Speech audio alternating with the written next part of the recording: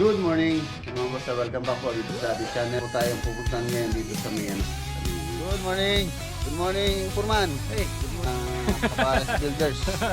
Pares Builders mga boss. Kasi sorry na, meron tayong meeting dito sa Gapan. Tapos pagkatapos natin sa Gapan, Pares. Purman, ito na bala dyan ha. Yung channel ni Black Shadow, yung mapapanood nyo rin po sa kanyang channel yung mga update. 400 square meter may git yata. Dati ninyo po yung tapos ito yung CR. Yung bali lintel beam po namin paikot.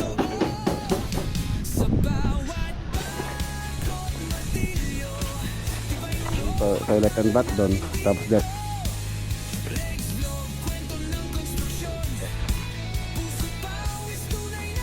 tapos mga bakal nakalagay. Connected siya to. Natago. Ayan. Dito po sa ano.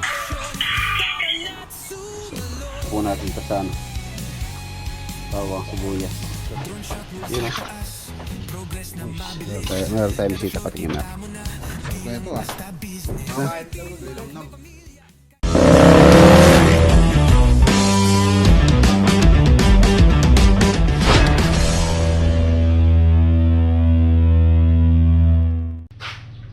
Good morning mga boss, welcome back po dito sa ating channel. Another day, another build, another construction of activity. Bale ngayong araw punta po tayo dito sa ano, sa Cabiao project. I-check natin yung mga dapat nilang gawin doon. Tapos baka meron po tayong pupuntahan ngayon dito sa may ano, sa may Gapan. Gapan Nueva Ecija. Ayan, shoutout pala kay kay Engineer Mike. Ayan, shoutout po Engineer. Yun, shoutout din kay Boss Limuel Canlas. Ayan, ito po yung bigay niyang polo shirt. Ayan, bagay oh. Ayan, shoutout kay Boss Limuel. Ayan, so let's go. Bali dito sa farm, meron pong sinisingit si Master Denden dito. Ito. Ayan, shoutout kay Kuya Manuel ng Pangasinan Project. Bali yung Pangasinan Project mga boss, alos tapos na po kami doon. Meron na lang pong kailangan na dalhin doon na install pa para matapos na po yung project doon. So ito pong cabinet na to sa ano po ito. Dun sa may toilet and bath. Ayan. Bale yung kasing nakalagay doon, ipapalitan namin ng ganito, yung cabinet. Ayan na siya, halos takip na lang yung pinipinturahan. And then pagka okay na, tapos yung top na lang niya, countertop, dadalhin na natin doon. Tapos para matapos na po yung dapat pong matapos doon sa Pangasinan project. So tara, lakad tayo sa ano muna tayo, Cabiao. And then pupunta po ako ng Gapan ngayon. Meron po akong ocular doon ngayong araw. Nakausap ko si Doc. Ocular visit tayo. Ayan na, nandito na tayo dito sa Cabiao Nueva Ecija Bacod project.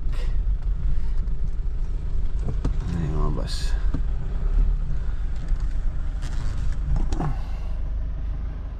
Yun o. Good morning. Good morning, Purman. Hey, good morning. Good morning mga boss. Ay, mga boss, another day, another build. Ayan. And okay po yung itong Pares Builders. Pares Builders mga boss, ang the name you can trust. Yan. Maraming salamat sa tiwala. Ay mga boss, yung mga tauhan niya talagang hardworking. Pagkatrabaho, no ka Pares. Ayun na, ongoing po mga mahaba na yung nababakuran doon. Pero hindi pa tapos yung taas niya. Ay, pinapatuyo muna para matatag. Hindi kasi pwedeng biglain yung height niyan. Pagka malakas yung hangin, possible na Lalo na malambot. Oo, malambot sa ilalim, hihiga yun. Patigasin muna, tapos mas better na mabusan na yung mga poste para matatag na yan. No, Pares? Yes naman. Yes naman. Aywa. Ayun, tapos ayun, marami pa pong mga poste na nakapabricate. Tapos meron nandun, no? Meron nakadala doon. Meron nagtatayo, ay meron nag-ukay, may nag-asinta, may nagtatayo, tapos pubusan. Ayan, yung bako halos nandito na. Halos makalahati na pala, no? Ayan o, nandito na yung bako. Sa tatsa ko, halos kalahati na yung naukay niya, no? May gitna. May gitna, yan na po siya, oh. So, buriyan nyo kung mano-mano pong hukayan niya. Siguro Kahit isang taon, makatapos tayo dyan. No? Isang taon. Makakapag-Christmas party pa doon. Oo. Okay pa lang. Kunat pa naman. Makunat po yung lupa dito. Pagka muna basa, ang puti, ang lagkit. Ayun na siya. Nandun. Naka-layout na rin yan. Ayun, nila-layout na nila paring Christopher. Tapos may gumagawa doon. Ayun, nandun na sila. Pakatitingin din ako na pagka may available na isa pa mixer, kasi pagka po lumayo na yan, may gagawa doon. So kailangan nila ng isang mixer dyan. Yung mixer ko naman 5 po. Titingin ako ng isang site na hindi na ganun karami yung concrete na hinahalo nila. So pull out ko na. Kaya naman ng mano-mano. Para may magamit pa. Maging 2 yung mixer dito. So, pagkatapos natin dito mga boss, pupunta lang po ako ng Gapan. Meron akong kausap ngayon doon, shoutout kay Doc. Mag-Gapan tayo, tapos diretso tayo ng Tarlac. Meron din akong kailangan na sikasuin doon. 2 weeks, halos 2 weeks din ako hindi nakakapunta ron.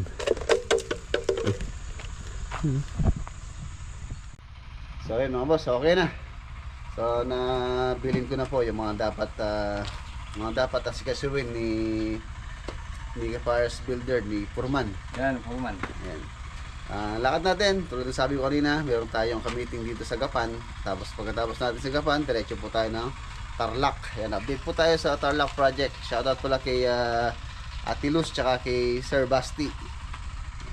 Aquares. Purman, ito nang bala dyan. Maraming salamat po. Ito nang bala dyan. Ingat. Ayan na, yung parang mga boss, pag-supportan po yung channel ni Black Shadow, yung pong progress nitong Bakod project. Mapapanood nyo rin po dun sa kanyang channel yung mga updates dito. Maraming salamat po. Pag-supportan po yung channel ni Black Shadow, malaking tulong po sa kanya. Yun, maraming salamat po mga boss. Black Shadow in the night. Kaya mga boss, pag-i-support. Thank you. Tama po, meron dagal ng tlungkay.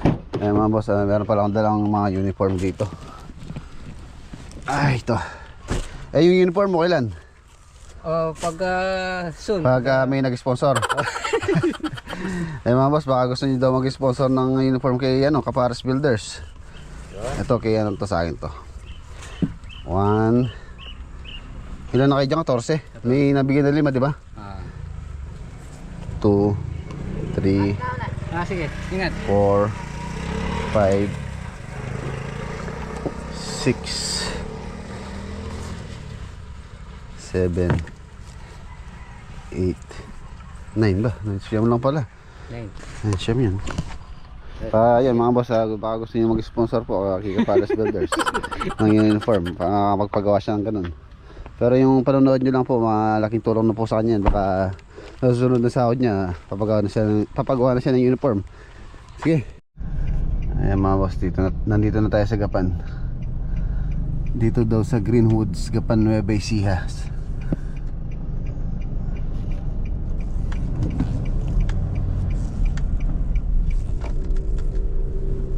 Take a U-turn, then turn left onto Greenwoods Avenue. Turn left onto Greenwoods Avenue, then turn left onto Maharlika Highway. Dito na tayo. Ayan si Doc. Kausap ko po. Ito po yung subdivision pala. Ganda rin yung ganda rin yung subdivision. Ayun ang mga bakanting lote. Lote niya ata. So ayaw po magpa-video ni sir. So hindi po namin siya for kanyang privacy. Ayan na, ito po yung lote. Nasa 400 square meter may git yata. Dali, 2 lote pala to. Lote ni Kuya ni Doc.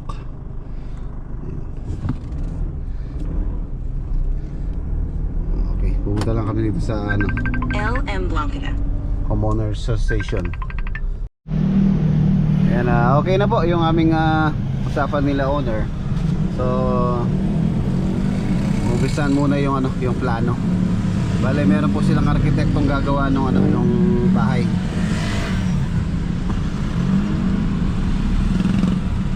So tayo tayo sa Tarlac.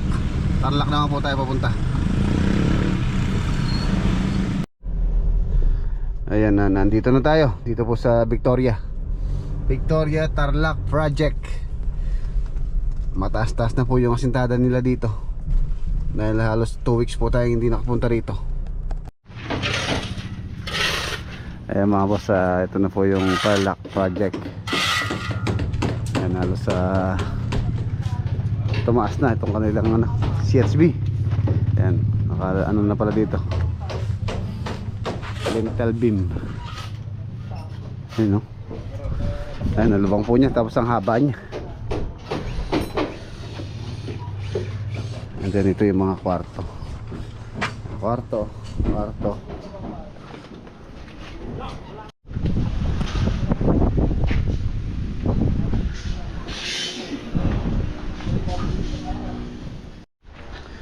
And tapos dito yung kanyang mga boss, sa ports.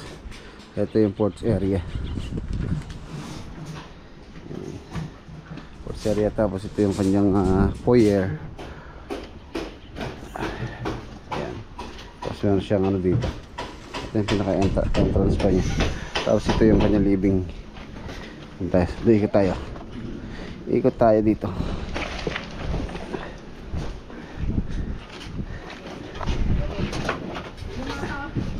Living, tapos dining, tapos kitchen. Wala, ito pong tatlo na to sama-sama, kitchen, dining, living. Tapos yung mga room, ito yung isang kwarto. Ayan, kwarto, room number 2, master sa kabila pa yung master. Pala yung kanyang pinaka, meron siyang harang para if ever na merong bisita ron, so hindi po kita itong mga kwarto. Tulad dito, ayan, kwarto po ito. Tapos dito malamang pagka in the future, siguro ito maganda rito, cabinet, closet. Tapos ito yung kanyang CR. Yan, CR po yan. Tapos ito yung isang kwarto rin. So may privacy itong dito kung may mga bisita ron, so hindi po sila kita. Ayan. Pero din dito sa master bedroom. Ito yung master. Ito storage room. And then family area. Tapos meron toilet and bath doon. Tapos dirty kitchen. And then ito yung master bedroom, which is meron siyang private CR din. Syempre ito yung CR nya. And then ito yung kanyang walk-in closet. Ayan yung CR. Tapos shower area, water closet, vanity. Itong master bedroom, malaki po ito. Tapos yung ceiling nito, high ceiling din po yan. Mataas po yung kisame nito.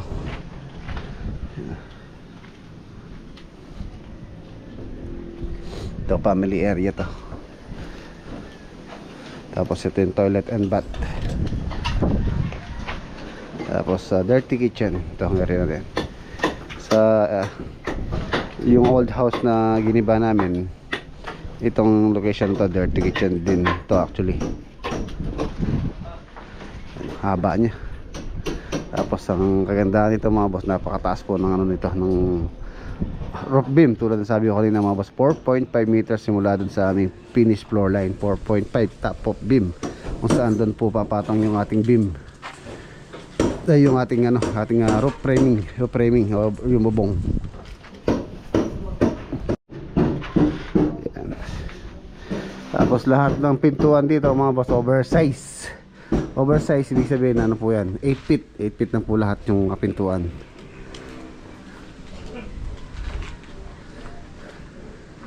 Yan. Tapos yung header, ganoon din, 8 feet po yung header na yan.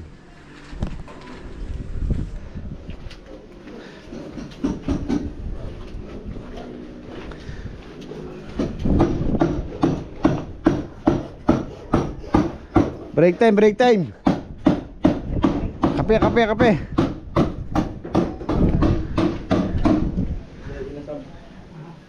Tapos may mga canopy rin po ito. Mga nakabang na yung mga bakal na canopy. Ayan, connected sa ating lintel beam. Ayan po yung setback nya.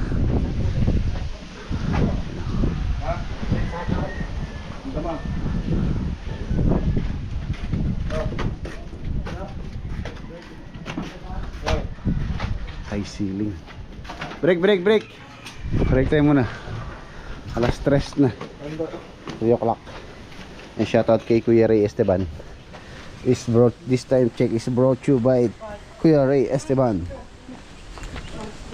Break.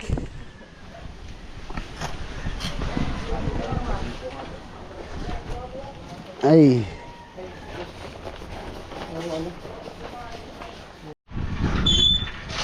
Kape tayo. Starbucks. Ayan si Engineer Jake, oh. Ayan, siya po yung isa rin na sa nagsusupervise dito with the foreman, Master Nante.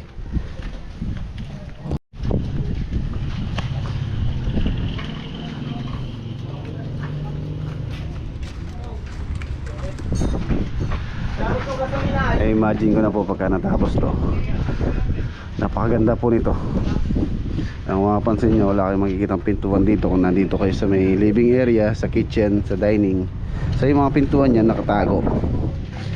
Ayan. Hindi ka pupunta rito, hindi mo po mapapansin yung pintuan dito. Tapos dito may ano po yan, may wall dito yan. Bale yung magiging main door nya dito. Yan dito. Mga bintana rito. 3 bintana yata rito to, kung di ako nagkakamali.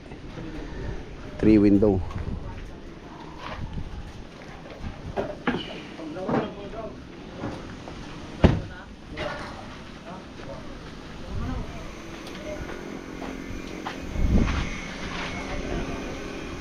Ala, itong bahay na to mga boss, old house din po siya na giniba namin, as in zero. Giba lahat, todo giba. Andyan na yan nga, tinago natin. So nasa 2 months, halos 2 months na yata itong project na to. Ayan na siya. Tapos nauna po kami sa SOG or sa slab on grade. Ayan na, kaya mas maganda po magtrabaho pagka ganyan.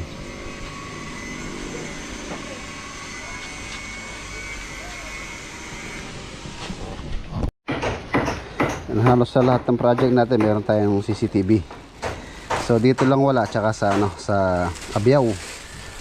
So meron pa tayong available na CCTV. So lalagay ko na po dito ngayon to para meron tayong ano, mata para nakikita natin yung project everyday. Yan ang gamit po lang ang umabas sa CCTV. Yan, Tapo 1080 Full HD, outdoor pan tint, security with Wi-Fi camera. Yan na. Tapos si C500 ang model po nito. Ang pagkakalam ko nasa 2,000 may yata ito kung yun nagkakamali. Dahil si Mrs. po ang bumili nito. Ito po yung itsura niya. Outdoor po ito. Smart motion tracking. Outdoor. Install ko para meron tayong, tapos meron din akong, siyempre kailangan ng wifi, ano to, ng internet. So meron tayong dalang smart 5G turbo wifi. Ito yung magiging internet itong wifi. So install ko lang, pero dito ko na lang ilalagay.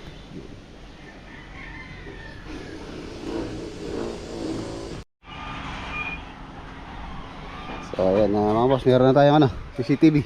Yan, connected na po siya. Kahit nasa bahay tayo, meron tayong ano dito, mata. Diba?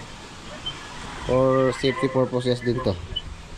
Para pagka merong papasok dito na ibang tao, ano, meron tayong security.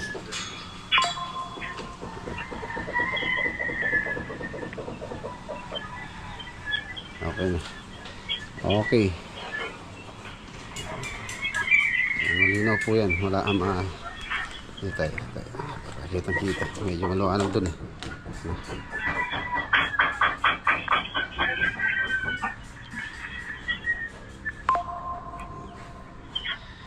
So, meron din tayo sa mga ibang project actually mga boss. Meron tayong mga CCTV. Yan pa yung iba. Ito sa Bulacan. Yan sa Bulacan. Tapos, naman tayo sa Gachawin.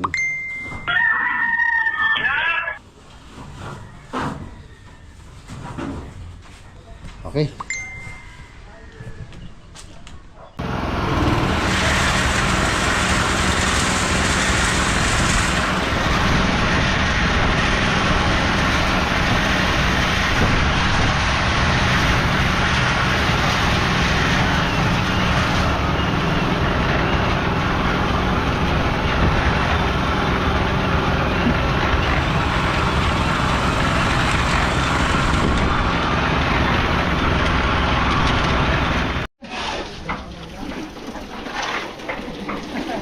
Mga boss, nakapagbuhos sila ng mga poste.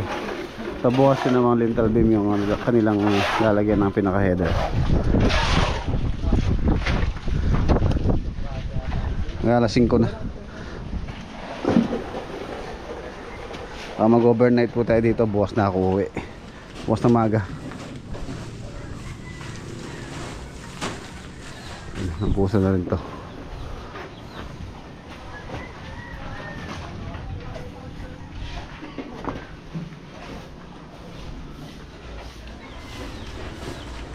Ay. Nante, alaksin ko na. Medyo lang ano dito yung taga ano. Ito. Ano mga ito mga sa kung sa amin tinatawag to kamaro. Sarap to. Diyan yung minta. Ayan natin mamaya, lutuin natin. Roda. Marami na to. Saling kamatis, Bet. Ano yung mga saling kamatis? Gigisa na sa kamatis. Tara, saling ka. Linis na. Linis.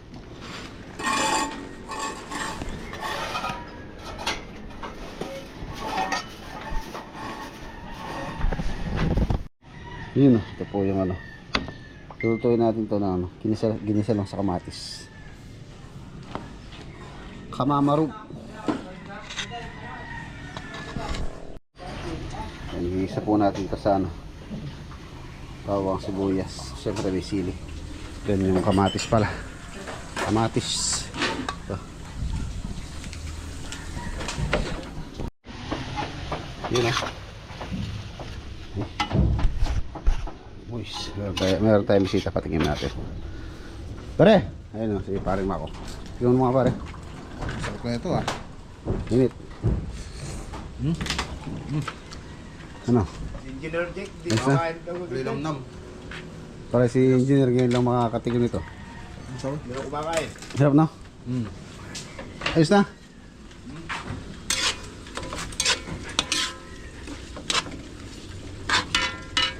Sarap niya.